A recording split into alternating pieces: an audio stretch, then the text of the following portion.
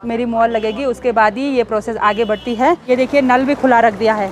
दिल्ली और हरियाणा वाले स्कूटी से भी केदारनाथ धाम की यात्रा कर लेते हैं। प्रति व्यक्ति किराया 50 रुपये। सब्सक्राइबर आएंगे तो उनको छूट भी दे देना, ठीक है? ठीक है। सबसे पहले आप सभी को मेरा प्यार भरा नमस्ते। मेरा नाम है प्रियंका तिवारी और आप सभी का स्वागत है केदार घाटी के खूबसूरत मार्केट सोनप्रयाग मार्केट से। दोपहर के 2 बज रहे हैं। मौसम अभी काफ़ी सुहावना है, अच्छी सी धूप खिली हुई है और सुबह तो भयंकर वाली बारिश हो रही थी। कल मैंने अपनी दुकान पे नाइट ड्यूटी की, वैसे नहीं करने वाली थी, पर बहुत दिनों के बाद मैं अपने लॉज पे आई तो मुझे नींद ही नहीं आई, इसलिए मैंने नाइट ड्यूटी कर दी और सुबह 6 बजे ही मैं कमरे में गई। जब रूम खाली हुए तब वहाँ पे सो गई थी। सोनप्रयाग की जो कार पार्किंग है वो बिल्कुल फुल हो गई है और ऊपर जो थर्ड फ्लोर है वो भी फुल हो रखा है। ऊपर वाले फ्लोर तक बिल्कुल गाड़ियाँ भरी हुई दिखाई दे रही हैं।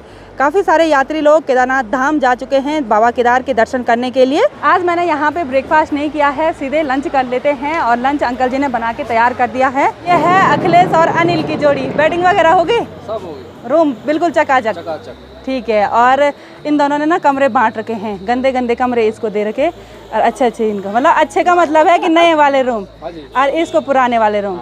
ये ज़्यादा मेहनती है ना, आप नहीं हो?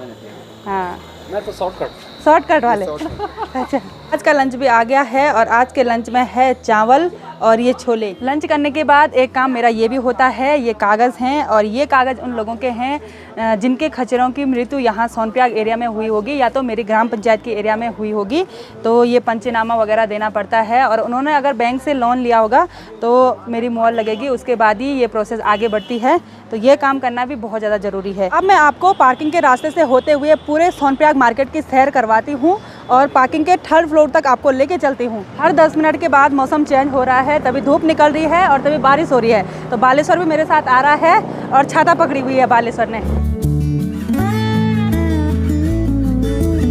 सोनप्रयाग की ये जो पार्किंग है वो जिला पंचायत रुद्रप्रयाग के द्वारा टेंडर सिस्टम में चलाया जाता है और यहाँ पे दोपहिया वाहन 50 रुपये, कार जीप का 100 रुपीज़ और बस और ट्रक का 150 रुपीज़, वो भी 12 घंटे के लिए है। सोनप्रयाग की इस नीचे वाली पार्किंग में जो प्राइवेट नंबर की कार दिखाई दे रही हैं वो ज़्यादातर यूपी और हरियाणा की दिखाई दे रही हैं और जो टैक्सी वाले व्हीकल हैं वो हरिद्वार के दिखाई दे रहे हैं, यानी कि लोग हरिद्वार से बुक करके यहाँ केदारनाथ धाम की यात्रा करने के लिए आ रखे हैं।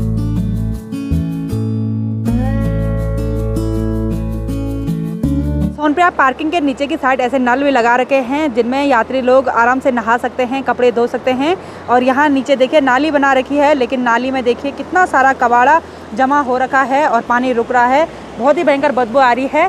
और अभी एक यात्री यहाँ पे नहा रहे थे, तो ये देखिए नल भी खुला रख दिया है और देखती हूँ मैं कि चेक करती हूँ फ्री तो नहीं हो रखा है। ये देखिए ये फ्री हो रखा है, मतलब ये बंद नहीं हो रहा है नल। केदारनाथ धाम की यात्रा में बहुत सारी अव्यवस्थाएं हैं, ये हम भी मानते हैं और यात्रियों को काफ़ी सारी दिक्कतें होती हैं, लेकिन यहाँ की जो भौगोलिक परिस्थिति है वो भी बिल्कुल सही नहीं है। इस वाली पार्किंग के ग्राउंड फ्लोर में देखिए काफ़ी सारी गाड़ियाँ लगी हुई हैं और हम यहाँ से ऊपर जाएंगे तो यहाँ पे देखिए काफ़ी सारी बाइकें पार्क हो रखी हैं और कूड़ा देखिए यहाँ पे एक जगह पे इकट्ठा कर रखा है। शायद सुलभ वाले अब थोड़ी देर में इनको ले जाएंगे और शायद ये आज के दिन का ही कूड़ा है। और अब यहाँ से ऊपर चलते हैं हम। तो बाइक से आने का रिकॉर्ड भी हरियाणा, दिल्ली और यूपी के लोगों का है और सबसे ज़्यादा रिकॉर्ड है हरियाणा के लोगों का, जो स्कूटी से भी हरियाणा से केदारनाथ धाम की यात्रा करते हैं।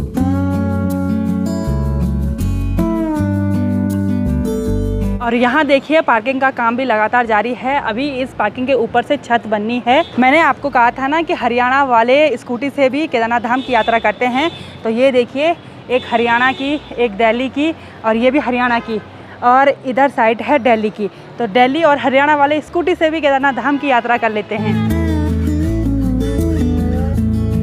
सामने गौरीकुंड वाली रोड पे देखिए कितना सारा जाम लगा हुआ है और वो सारे शटल सेवा के वाहन हैं और वहाँ पे काफ़ी कंजेस्टेड रोड है, तो वहाँ पे जाम लगता रहता है। तो अब मैं पहुँच गई हूँ पार्किंग के टॉप फ्लोर पे और यहाँ मेरी नज़र जा रही है तो सब DL वाली गाड़ियाँ दिखाई दे रही हैं, हरियाणा वाली, यूपी वाली गाड़ी दिखाई दे रही हैं और इधर साइड भी नज़र घुमाओ तो सारी गाड़ियाँ ही गाड़ियाँ और इधर साइड भी देखो तो सारी गाड़ियाँ ही गाड़ियाँ। और अभी मौसम सही हो गया है तो हेलीकॉप्टर भी चल रहे हैं। वैसे तो आपदा के बाद बहुत सारा विकास हुआ है सोनप्रयाग मार्केट में, पहले ऐसी पार्किंग नहीं थी, छोटी सी पार्किंग थी, पहले गौरीकुंड भी पार्किंग थी, तो फिर भी यात्रियों की गाड़ियाँ ऐसे रोडों पे लगी रहती थी। लेकिन अब ऐसा नहीं है, यात्रियों की गाड़ियाँ बिल्कुल सेफ जगहों पे पार्किंग में लग जाती हैं और यहाँ पे CCTV कैमराज वगैरह सब लगे हुए हैं। मतलब कोई भी प्रकार का, किसी भी प्रकार का नुकसान आपकी गाड़ी को नहीं होने वाला है। बहुत सारे लोग मुझे कमेंट करते हैं कि हम यहाँ से हैं, जैसे कोई बोलता है हम महाराष्ट्र हैं, कोई बोलता है हम यूपी से हैं, कि हम केदारनाथ धाम की यात्रा करना चाहते हैं तो कैसे करें। बहुत सारे कमेंट आते हैं। तो मैं आपको बता दूं कि मेन पॉइंट जो है वो है हरिद्वार। हरिद्वार तक आप ट्रेन से भी आ सकते हैं, बाय एयर भी आ सकते हैं। जॉलीग्रांट एयरपोर्ट जो देहरादून का है उसमें आ सकते हैं। और उसके बाद वहाँ पर सोनप्रयाग की डेली सर्विस की बस लगी रहती हैं। अगर आप डेली सर्विस की बस से नहीं आना चाहते हैं तो वहाँ से टूर एंड ट्रेवल बहुत सारे हैं, वहाँ से आप 4 धाम का अपना पैकेज बना सकते हैं। और मैं अपना नंबर जो होटल का है वो डिस्क्रिप्शन बॉक्स में दे दूँगी। आप रूम्स के लिए आप उस नंबर पे कॉल कर सकते हैं।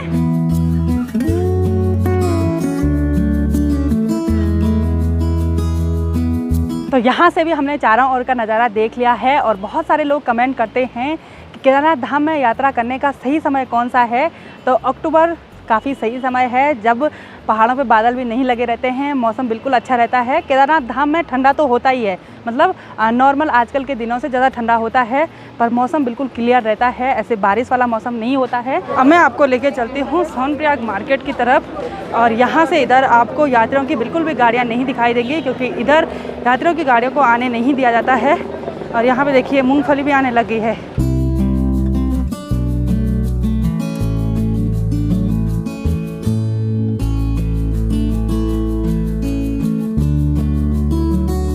अब मैं आपको लेके चलती हूँ सोनप्रयाग से आगे गौरीकुंड की तरफ, जहाँ पर शटल सेवा के वाहन लगे रहते हैं।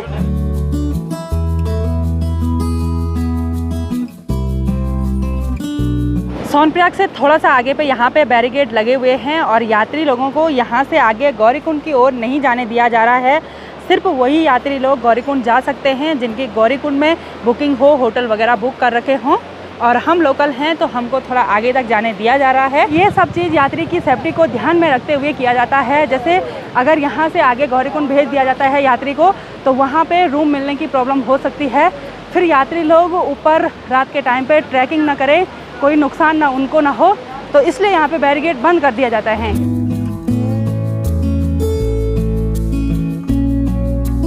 ऐसा नहीं है कि सिर्फ गाड़ी और लॉज वालों का ही रोज़गार केदारनाथ धाम से चलता है। यहाँ पे जितने भी छोटे छोटे ढाबे, छोटे छोटे छप्पर जिन लोगों ने खुला रखे हैं, चाहे वो चाय बेचते हैं, सभी का रोज़गार केदारनाथ धाम से चलता है।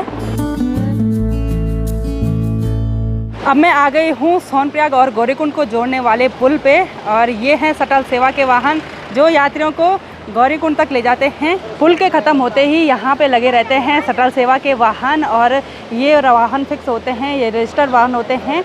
यहाँ पे हर कोई वाहन शटल सेवा में नहीं लग सकता है। सुबह के टाइम पे यहीं से शटल सेवा के वाहन यात्रियों को गौरीकुंड तक ले जाते हैं और बाद में ड्रॉपिंग भी यहीं पे करते हैं। और यहाँ पे एक बोर्ड लगा हुआ है, इस पर लिखा हुआ है प्रति व्यक्ति किराया 50 रुपये, यानी कि यहाँ से गौरीकुंड का किराया है पर हेड 50 रुपीज़। घूमते घूमते अब चलते हैं हम गौरी देवर जी के ढाबे पे और यहाँ पे देखिए कोई भी नहीं दिखाई दे रहा है। यहाँ पे ससुर जी हैं। गौरी कहाँ गया? गौरी सो गया बोला। ससुर जी ने यहाँ पे चाय भी बना के तैयार कर दी है और ये देखिए गर्मा गर्म चाय, घर की दूध की चाय। सोनप्रयाग मार्केट की ये चहल पहल सिर्फ 1 महीने की रह गई है, उसके बाद यहाँ पे बिल्कुल सुनसान हो जाएगा। और आप में से बहुत सारे लोग मुझे कमेंट कर रहे थे कि केदारनाथ धाम के कपाट कब बंद हो रहे हैं। तो मेरी जानकारी के अनुसार 24 अक्टूबर को कपाट बंद हो रहे हैं। उससे पहले आप केदारनाथ धाम की यात्रा कर सकते हैं। सारे सोनप्रयाग मार्केट की सैर करने के बाद वापस मैं अपने लॉज में पहुंच चुकी हूं और यहाँ पे अनिल देवर जी और अखिलेश देवर जी बैठे हुए हैं, यात्रियों का इंतज़ार कर रहे हैं कमरे लगे कि नहीं लगे।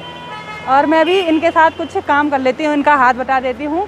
या तो मैं दुकान में बैठूंगी या तो इनके साथ रूम लगाने में मदद करूँगी। और सब्सक्राइबर आएंगे तो उनको छूट भी दे देना, ठीक है? ठीक है, ठीक है। हाँ, शाम के 6:30 बज चुके हैं और बाहर भी अंधेरा हो गया है। अनिल और अखिलेश लगे हुए हैं रूम लगाने पे और मैं यहाँ पे अंकल जी का हाथ बटा रही हूँ दुकान पे, क्योंकि थोड़ा बहुत काम भी करना पड़ता है। और आज पूरे सोनप्रयाग मार्केट की सैर की, काफ़ी सारे यात्री लोग आ रहे हैं और काफ़ी सारी जानकारी मैंने आपको दी कि केदारनाथ धाम में यात्रा कैसे कर सकते हैं और कब कपाट बंद हो रहे हैं। तो आज की इस वीडियो को यहीं पे एंड करते हैं। आई होप आपको वीडियो पसंद आई होगी। वीडियो पसंद आए उसको लाइक कीजिए, कमेंट कीजिए और अपने दोस्तों के साथ शेयर कीजिए। मैं प्रियंका योगी तिवारी मिलती हूँ आपको अपनी अगली नई वीडियो में। तब तक के लिए जय देवभूमि उत्तराखंड।